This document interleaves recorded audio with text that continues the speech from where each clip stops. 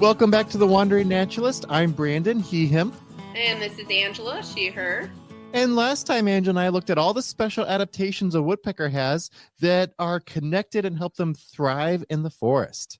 Today, joining us all the way from Chile is Dr. Jorge Tomasevic, research coordinator at Austral University of Chile, to discuss the findings that he found when he researched how pileated woodpeckers use suburban landscapes as homes around Washington. So welcome, Dr. Tomasevic. Can you introduce yourself for us? Thank you so much for having me, Brandon and Angela. I'm Jorge Tomasevic, as you were saying. I'm an ornithologist, and I got my PhD at University of Washington studying these pileated woodpeckers around Seattle. And what inspired you to become an ornithologist? Oh, jealousy. That's so funny because I really like things that fly, and I always wanted to be in the air somehow, and I looking at these animals that could do it was very inspiring for me. So yeah, I had close encounters with birds since I was a kid, but it was like, I don't know, in my teens when I started appreciating them more, and I got excited about becoming an ornithologist in my college years. Awesome. Birds, I think, are just inspiring from a young age. There's something you can look up at, be like, oh, I wish I could do that. And they're just amazing critters. We're talking woodpeckers today, so I'm wondering, is there a favorite woodpecker fact that you have? Whoa, yeah. I mean, they're so cool. I think that we connect with animals because they reflect something about us in a way, and I really like to work with wood. So since these guys are shaping the wood that they use for nesting or for foraging, I find that really cool, and they have an attitude that I find amazing when they raise their crowns and stuff. I think it's really cool that they basically don't care about anything. They just do their thing, and they live in the forest, which is an environment that I'm really comfortable in. Do you have a favorite species of woodpecker? Whoa, that's actually a hard question. I wouldn't say that I have a favorite, but the closest to the pileated woodpecker that you find in North America, the mirror species would be the Magellanic woodpecker here in Chile, in Argentina. Which is a slightly larger woodpecker than the pileated, but is mostly black with some white in the wings. But it has this amazing red head that has that you can see in the male from large distance. I guess I was somehow inspired also by the cartoons by Walter Lantz, right? That the crazy woodpecker. I think that something that caught my attention. Yeah. So if I was to say I had a favorite woodpecker, maybe the Magellanic woodpecker would be that one. But there's so many different kinds that makes it really appealing as a group. Yeah, from large to small, and that's crazy to think of something larger than a pileated, because that's something that stands out to me is just the size of pileateds. You're just like, whoa, that is, I do not want to be that tree. Yeah. And when you hear the drumming or you hear them calling, it's something. You didn't grow up in Seattle, Washington, so what led you to studying how pileated woodpeckers use suburban habitats around there? It was a long journey, actually, because, well, I got my degree in forestry, and it was my final years in college that I decided to study birds and how they were affected by forestry. And I ended up studying cavity nesting birds, mostly secondary cavity nesters, which are the species that take advantage of the holes that woodpeckers create. And I wanted to keep on my studies and do research. So I looked for different programs around the US to study woodpeckers, right? I took it as a chance to get to expand on this interest that I had on the cavity nesting group. And I ended up in Seattle at the School of Environmental and Forest Sciences at the University of Washington in Seattle because it was a very appealing program. I studied at CEFS, and they had a very interesting program in wildlife ecology, right? So wildlife science, actually, that's what it's called. So I pursued that one. And at the beginning of my program, I wanted to study the Magellanic woodpecker, being hosted by the University of Washington, but it became really unfeasible for me to do my research in Chile while studying in the US. So I looked up what would be a reasonable alternative. It turned out to be the pileated woodpecker. And it was actually a very interesting journey to get to spend so much time with them and with the neighbors that were around them that were very passionate about them. Part of your study and part of your papers that you wrote about was something you called a suburban forest mosaic. I'm really curious what that is. We can look at mosaics as a patchwork, right, of different land covers. It's I guess it's very intuitive to think of mosaics as the combination of agricultural fields with forests, with houses, and lakes and rivers, right? We can see that mosaic very intuitively. And that has like a direct relationship with what the habitat would be for a species, right? We tend to think of things in binary sometimes to say, oh, this is habitat for the species, this is not habitat for the species. So you could have like a mosaic that is basically binary as well, right? It is or it's not. What I learned studying this species for so much time is that there might be things that don't look as habitat to us at first. They use them anyway. So that mosaic turns into something like a mosaic of quality of habitat, right? Places that might not look as habitat, but they use them anyway. And that would be like a grayscale map of resources, right? Mm-hmm. I can give you an example. I was following these pileated woodpeckers with backpacks that will send out a radio frequency signal, right? That I could get with my antenna and a special equipment to do this radio telemetry. And I found this woodpecker that was pecking on a dead tree that was right next to I-90, right? So very loud place, full of cars. And I think that is something that it was not optimal. But he was there. He was having his last meal of the day. And when he was done, he just took off and went straight to the roosting site, and which was like a mile away. So that's what I find appealing about this concept of the mosaic, because we can translate the visual patchwork that we can find in a map to something more oriented to the resources that the species can use. That's really interesting, because I think I'm a big proponent of nature's everywhere. We're not really separated from it, but even still, I think of the suburbs as being a people place. But it sounds like, there's maybe areas in the suburbs that are not great for animals like woodpeckers, but then right next to it, there's a patch that is. And then next to that might be a highway, but the next to that is a park, like maybe a park reserve, where they can kind of go and find. It's almost like a checkerboard pattern of maybe habitat, not habitat, as opposed to just being a solid block of, no, they can't live here. Yeah, and I've been like reflecting on that sense ever since I studied birds. Like I'm talking about 1999, so end of the last millennia. It became clear to me that dichotomy of what is natural and what is not natural is only in our heads, because the animals don't know what is not natural, but they think in terms of whether I can use it or not. Does that make sense? So whether I like it or not, but they're not gonna discriminate against a house because, oh no, that's man-made and I will not use it. And that was part of my dissertation as well, like looking at how secondary cavity nesters will use human subsidies, where they were meant for them or not, and how that will affect the community of these cavity nesters. So it's pretty cool.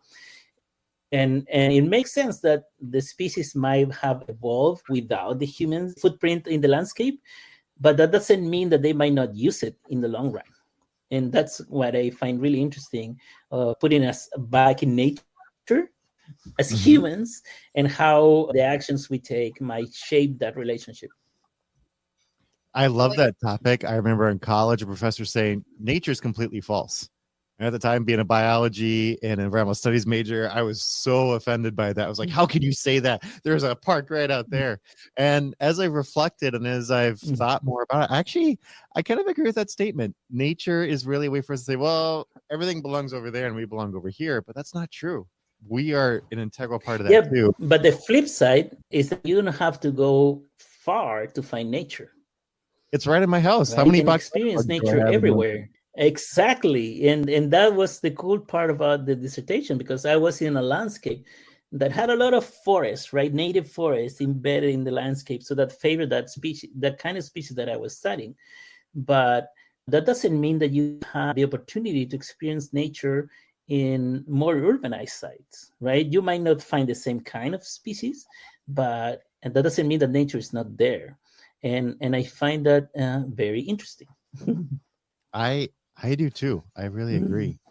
So thinking about that now, you had pileated woodpeckers. You put these, fancy backpacks on them that had radio transmitters. I'm sure they looked really stylish. And then you would kind of track them with a radio transmitter. As you were doing that, what were some of the findings that you discovered tracking woodpecker or pileated woodpeckers in a suburban habitat? I was surprised by many things. First of all, was the use of the landscape, right? Because I was with the preconceived notion based on what I knew about the Magellanid woodpecker, that they will be constricted to the forest, right? They will not go out in the open, and they will have like trouble adapting to this landscape. And it didn't take long for me following these guys to see that they will fly straight distances over this non-habitat without a problem. And that was very, very interesting. I found that the productivity was very similar to what was reported for natural sites. So they were producing chicks in a rate that was very similar to natural sites for this area in suburban Seattle. But also the mortality rate was actually lower than in natural sites. So in a way, this preconceived notion that the habitat was poor turned out to be much better than expected. And I think that was in part a combination of the landscape that remained, right? All the management that the people in Seattle do around these green belts, and the keeping of the dead wood, the standing dead trees, but also the supplementation that neighbors do with enhancing their backyards for wildlife and the provision of food through feeders. So that combination basically created a good place for these woodpeckers to be. And that was very surprising. I was very surprised by the numbers of woodpeckers that I found. Because I also came in with the preconceived notion that they were rare, right? There were very few of them. But since I had them tagged, I knew where they were. So I knew that I had one over here that was kind of quiet, and there was another one calling over there, and there was another one calling over here. So I got a much better sense of the density of individuals that you can find in the landscape. That was much higher than I was expecting. Yeah, that's really fascinating because, like, smaller woodpeckers, hairy, downy, I expect them in the suburbs. But thinking about pileated woodpeckers in the suburbs it just seems too small for them. But is it because there is that mosaic pattern in the habitat of, maybe homes and backyards with bird feeders, seeds, and suet being put out there next to maybe a green space or a park with some older trees? Is that what allows for their success? Yeah, I think so. And the home range size that I found for the woodpeckers was much smaller than expected for the latitude, right? Because I compiled all these studies that looked at pileated woodpecker home range, and I plot them against latitude. And the further you go north, or the closer you are to the pole, the larger the home ranges were. Right. And it was a very neat relationship. It was a straight relationship from, southern US all the way to Canada. But Seattle was way lower than expected. And you can say if the habitat was poor, it's because they were constricted, right? They were in a constrained space, and it was poor habitat. But since they did so well in terms of survivorship and reproduction, it became clear to me that they had everything they needed in a small space. So that mosaic that we're talking about was actually very, very favorable for them. It almost seems like it'd be an advantage to have a smaller home range because you use less energy flying across it. Everything's a little bit more concentrated, and maybe you can use that energy for reproduction. Exactly, and it's much easier to defend. And that was one of my papers as well, looking at how much of the home range they defended in terms of this notion of what the core area for a territory might be, right? When you look at home ranges, people say that the territory is like half of it, like the 50% probability of finding them. But I explored it a less arbitrary way of doing it and a more objective way, looking at it, combining the telemetry data with behavioral data, and I found that it was different than that, right? I don't recall the figures right now, but I think it was more like 40 or 36%, between 30 and 40, I think. But that was not an arbitrary number. It was based on what I saw they will do. That takes less energy if you have a smaller home range. Yeah, which then you can use energy for other things. Do you feel like this can be extrapolated to other suburbs? Like, do you need suburbs that are maybe more like the Minneapolis-St. Paul suburbs where there's just a lot of parks to create that mosaic? If you move into a suburb where maybe it is a lot more developed and there are no green spaces, do you think this would not apply as well? I would like to know more about the local situation in Minneapolis because, as I was saying in the beginning, it all depends on the resources, right? So if we do have a mosaic of different kind of management of these wet green areas, green spaces, that might affect habitat for the pileated woodpeckers. For example, if the park, I don't know what would be the appropriate agency doing this, but the density of standing the trees that they leave in the landscape might have a direct effect on that as a first measure, right? And then you look at the forest cover, and then you look at the kinds of trees that are or species that are present, and then you look at the provision of subsidies by humans, right? So it would be very interesting to know like how the landscape looks like in Minneapolis, because it might not be directly something we can transfer, but I think the lessons learned from what I studied could be applied in the sense of looking at these same features and make predictions of what the habitat for woodpeckers might be in that area. Sounds like a great research project for one of our listeners. And, off the top of my head, obviously Minneapolis is way better than any city out in Washington like Seattle. We have better bike paths. We have more parks per capita than anywhere else in the world. So, we're a pretty good spot. But I would be really interested to see your study directly here. I think it's Seattle that we're constantly going back and forth for first and second place for bike paths. So yeah, well, that's a good place to be. Either you're one or two. That's excellent. Congratulations for that. Thank you. I love to visit. I've never been. You come up and visit. I'll take you snowshoeing. It'll be a really good time. Do you have any stories? I'm excited about that. Do you get snowy owls there? We have snowy owls at the Minneapolis airport. And then there's a handful of others. Some years, obviously, we have a lot more than other years. But there's always at least one or two in the cities, at least in the time that I've been living here. Yeah, we got eruption years in Seattle from time to time, and it was very cool to find them in the city. Yeah, what I really want to see are the great gray owls. That's a really rare eruption. But I saw that one in Canada. Yeah, I saw that one in Canada. That's a cool owl. Do you have any stories that you'd want to share as you're doing your research about woodpeckers or about things that happened during your research? Yeah, of course. Yeah, after all the years that I was doing this, I had so many stories. I remember this one time that I was in Eastgate Park, and this was close to Bellevue in Washington, that I have been tracking this bird for a long time, and I had a hard time finding it. And it was this was surprising for most people because they're so loud and so big. And you would think that having a radio telemetry backpack will give you the location fairly easily. But I had to develop serious skills to find them many times. I found, tracking this bird after like a couple hours, it was a rainy day as well, right? So it was kind of gloomy. And I went back and forth and I found this bird, and the antenna was taking me straight to a Cooper's hawk nest. And I saw many interactions between the Cooper's hawks trying to prey upon the woodpeckers. And they were not very successful.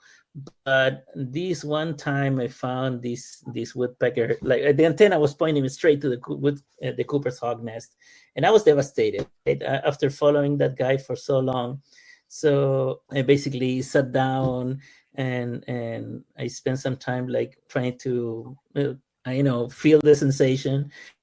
And I look up again and I realized that this guy was straight behind the Cooper's hawk nest.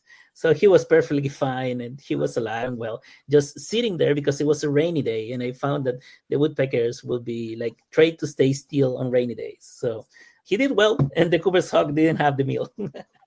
I feel like he must have gone through like a whole like roller coaster of emotions with that one woodpecker. Yeah. I mean, all the emotions in the same time, because it was the exhaustion, the frustration, and then the happiness that he was still there. Telemetry work is hard. I always tell people, like, if you're doing telemetry right, you're going to feel crazy. That's the best way I can put it, because it is tough and there's so many different circumstances that can change signals. But I find this so entertaining. Like, you're painting such a good picture of this, like, pileated kind of hanging out behind the Cooper's hawk not too far, like not concerned or scared of it, and just kind of being like, why are you so emotional down there? What's up with you, dude? Yeah, exactly. Yeah, and I did the telemetry by myself, so I developed all these skills of how to finding the birds. I had like one antenna on top of my car, and then the Yagi antenna to get direction. So yeah, I will find them with the omnidirection. I will say, oh yeah, these guys are over there, and then find them. It was very cool. But also have some stories with people. And I find that also very, very, very appealing, because I had funny stories and sad stories. But there was this woman, her name was Kim, and she reached out to this email service list, right? To messaging boards, saying, oh, anybody knows what's going on? I found a woodpecker with an arrow in the back. Can anybody help me with this? And turned out that one of my lab mates was in that group. And it was not an arrow, it was the antenna of my study. So we got in touch, and she was so excited about the study that she was super instrumental to my research. I mean, I got to meet her, and I went to her house, and I would trap in her backyard. Sometimes she even left the house and left me alone in the house doing my work. But she was super supportive, and I really appreciate what she did. Same with Jim Lang. He also was super supportive, enthusiastic neighbors that will help me out with the crazy research that I was doing, as Angela was pointing out. But yeah, sometimes people will get weird about me walking around with these telemetry antennas, and people will get suspicious. One guy got mad at me because he thought that I was stalking his teenage daughter. Another guy will like stand in front of me, like when I was driving, he was standing in the middle of the street to stop me, to like basically tell me to get out of the way. But one of the funny stories was that I got to a site where I had to, and this was also in Eastgate Park, or Bellevue. I think it was Bellevue. But it was a long day. I was kind of tired, and it was early in the morning because I would start my day really early. And I park my car, and this garbage truck was coming around the corner, and it's gonna go right in front of me. So I got a little frustrated because, oh my God, I need to move the car again. And the garbage truck driver gets off the truck and approached me super excited, and he asked me, what are you tracking? He knew exactly what I was doing because his brother was a wildlife biologist that did radio telemetry. So it was really funny for me that the only one person that knew exactly what I was doing was the garbage truck driver. Awesome. And he was super with the fact that I was doing pileated woodpecker research in the neighborhood. He thought that I was stealing the wildlife antenna or something. They got all these ideas of what I was doing. Yeah, it's always interesting when you talk to people when you're doing something like that. You never know what they're going to think or what they're going to say. Do you have any advice for listeners interested in the scientific field? Yeah, I mean, it's scary, but also very exciting and rewarding. I think it's sometimes people think that it's impossible to do, or might think that it's, I don't know, not worth it.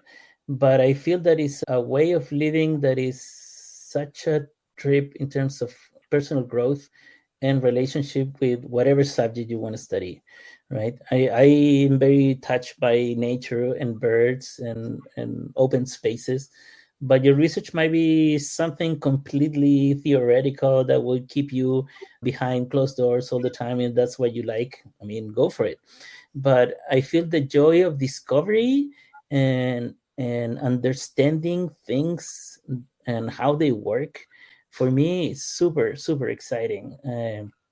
And and the work might be exhausting, but when you plot those relationships, if something comes up and you say, oh, now I get it, and then you put it to the test and it's actually like that, I think that that's very rewarding. And it's not about like being super smart or being, I think it's about tenacity and not giving up, right? That ability of going over obstacles, I think that's what makes a good scientist. So that would be my advice. Like, don't give up and chase your passions. I love it. That is great advice. And I really love how your research shows that the suburbs can be a place where animals as large as a pileated woodpecker can do really well. I think, Even do just like better. you know, we often feel like Yeah. these are exclusion zones are just for us, but they're a habitat too, and we're part of that habitat. So thank you for joining us all the way from Chile. Thank you for taking time from the work that you're doing to talk with us about this research that you did. I really, truly appreciate it. Yeah, and I appreciate the invitation. And this ends up being interesting for someone over there. And if they want to reach out, they can find me online. I mean, really easy to find. But also, I would like to thank all the people that made my research possible, from my faculty advisor and John Marsloof and all the people at CERS that were very supportive, my committee, my family, my friends, my everyone that was there for me. It was a mountain. It was an army of people that was behind me to make it possible. And I also would like to shout out to Alice Gray. She was my exchange student from Macalester College. The first time I got someone from Minnesota. So that was very funny when you reach out to do this interview. She was so excited that I was going to be airing in her area. So it was great to have her. So I hope to get more people from there working with me here in Valdivia, Chile. That's awesome. In our next episode, we are talking to Dr. Elena West about an increasingly rare woodpecker in Minnesota, the red-headed woodpecker, and work being done to help its population recover.